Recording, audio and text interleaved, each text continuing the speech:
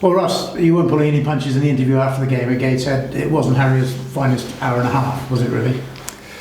On reflection, I think we all know it wasn't good enough, and we can all. I think you can accept it more when it was that bad. To be honest, listen, credit to Gateshead. They showed us exactly what they were. Unfortunately for us, we didn't show them what we were, and that was the most disappointing part of the afternoon. I mean, to be entirely fair, over the season, you've probably been due a performance like that because you've been so good for the rest of the season, really. Well, you can say it like that. It doesn't make it any easier. Listen, we had a good week of prep going into the game, and we trained really well that week. So to put up a performance like that was not very good and not acceptable. So listen, you learn a lot from these days, and hopefully that's just got to put us in good stead going forward. There haven't been many times this season you're going into a game off the back of 2 defeats, so all the more determined presumably to put it right on Saturday. Yeah, I think it's the first time actually. I know we lost 3 games in the league on the bounce, but they were all coincided with FA Cup games. So to have 2 defeats on the spin is tough, and it's been hard, and we've had to kind of set the reset button a little bit, which I think was needed anyway, win, lose or draw, to know where we are in the last third of the season. Plenty of games to play for, some really tough games coming up.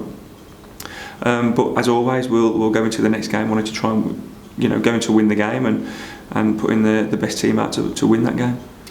I sense from having spoken to you a lot, obviously across the season, and having spoken to some of the players, that they wouldn't have needed telling really on Monday morning. It hadn't been good enough. They probably knew that from within. I think so. Listen, we had a lot of experience out there last Saturday, which was even more disappointing because we didn't manage the game very well. But listen, you reflect on these games, and we've all been there. Not a nice feeling, but it takes that feeling to really get you going again, and to remind you of the basics of what's made us a good team in the first place, and that's what we've tried to do this week. And you've added to the squad this week as well. Tell us about Ryan Nolan. Yeah, well, first and foremost, before I go on to the player, we needed a body or two. We've got one in. I think it was much needed. We needed that energy to give us a little spike. I always call it, because I think over the season, every time we've added that little body, we've added an injection of energy. And we've been able to bring Ryan in. John Brady, who I know well from playing here at Northampton, has helped us get Ryan services for the month. And he's a good size. He's 6'2", 6'3", very cultured centre half, but knows how to mix it in his game as well. So under no illusions, he's never played National North before, but he's got to know where he is on Saturday. And he's trained really well this week, and he's, like I said, he's brought a real good energy to the football club. And hopefully we can see the best of him in the next month. Yes, he's got quite the European footballing pedigree, isn't he, really? Well, listen, it's when you talk about him and see what he's done in his last 7-8 years, it's remarkable, really, and what a great CV he is already.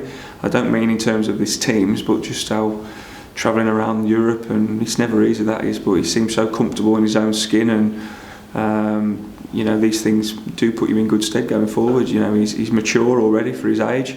And hopefully we see that on the football pitch too.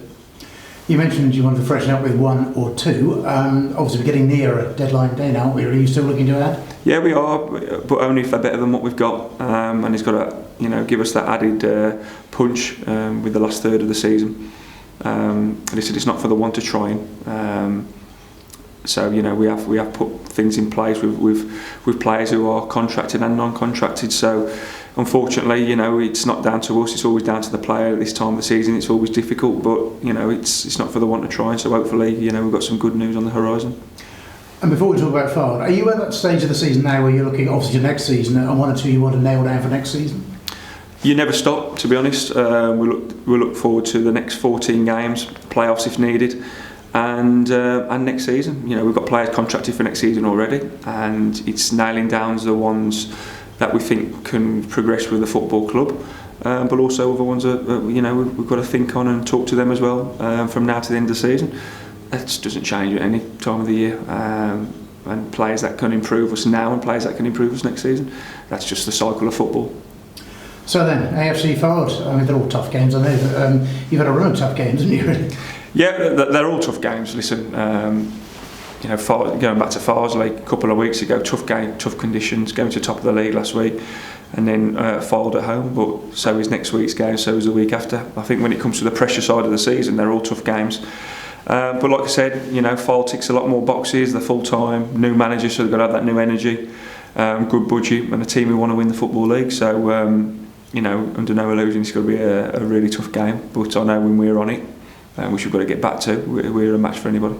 Yes, we've all seen it, haven't they? A club changes the manager in the week leading up to the fixture when you play them, and they all got up an extra 10%, really. Well, it's the nature of the beast. I think I heard a stat last week that over 50% of the managers at our level now have changed, which is ridiculous.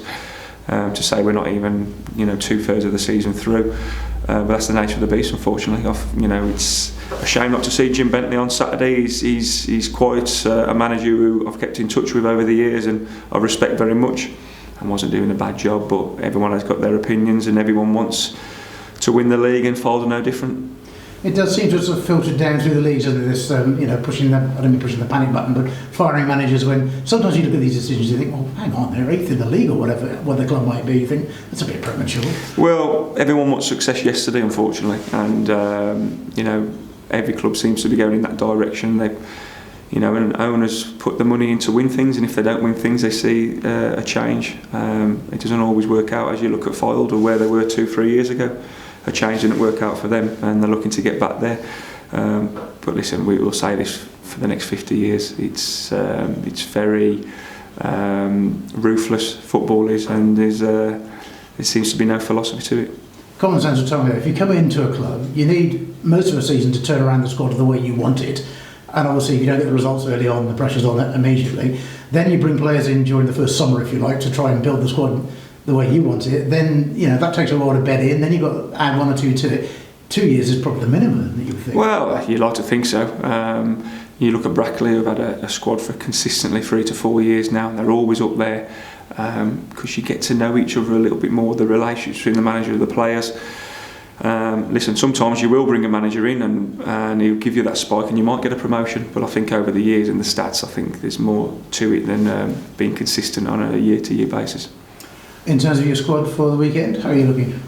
Yeah, just a couple of niggles. Obviously we brought the centre half in, so I think that shows you where we're a little bit light at the moment in terms of who's fully fit, who's not fully fit. So hopefully we're going into the squad with a healthy, clean bill. Last one from me. When we spoke last week, you were saying that you and Jimmy were thinking you're probably going to try and see Matt Preston. Did you manage to do that? Have you managed to catch up with him? So his operation was delayed, but he's out of hospital now, and he's coming to the game on Saturday. So that's fantastic for us. If the fans see him, great. But he will be looked after upstairs by the football club, and he's looking forward to it too. And he's the sort of character also who doesn't even know he's obviously got a cast on him, he'll be kicking every ball with you. Well, I'll play him with a cast, to be honest, but I don't think you can. I don't think the ref will allow me. But he's one of those characters, you just want in and around the club. He's an infectious personality. And can't wait to see him, to be honest. That's great, thank you. Just when you're talking about the lads wanting to kind of get back to the levels that they've proven this season they have got, I guess kind of you look at the clock really and the game's remaining, and you want them to do that quickly, don't you, in the sense that you don't want them to end the season with any kind of regrets? Yeah, well, look, let's draw a line. We've had a bad week. Saturday to Saturday, Farsley to Gateshead. I could take the Farsley result and the performance with a pinch of salt, really, but I can't accept the Gateshead performance. So, listen, we've gone back to the drawing board, and sometimes you need a defeat like that to kind of realise what got you there in the first place. We're not a bad team overnight, and we've got to find that confidence again and go back to the basics, like I said, of running hard, running fast, driving the team, and then when the confidence starts to appear, good players never change. And just as Trevor was saying there, I know you won't have to drill too much into the lads because obviously they are where they are for a reason, but kind of taking you out with the picture, what does the group need to do kind of to themselves? How do they police themselves in that way? Well, I brought good characters to the football club so they can police themselves, and they know that games like last week isn't acceptable, and they know I'm the type of manager that won't accept that going forward. So there won't be too many days like that, because if there is, there's got to be changes, and if it's not them being changed, it's me being changed. So we all know, listen, you need these periods to realise what you are and what got you there in the first place, and hopefully last week's a point where we will never return. It's the same for everyone, of course, in the league, so kind of not an excuse, but a lot of travelling over the last couple of weeks. It'd be nice in that sense to be back at Agburn in front of the home fans. Oh, listen, we are, I want to say a different team, but the energy around here is great. We don't need to generate our own atmosphere here. They've been fantastic this season. I know they'll be fantastic on Saturday, so absolutely buzzing to be back at home.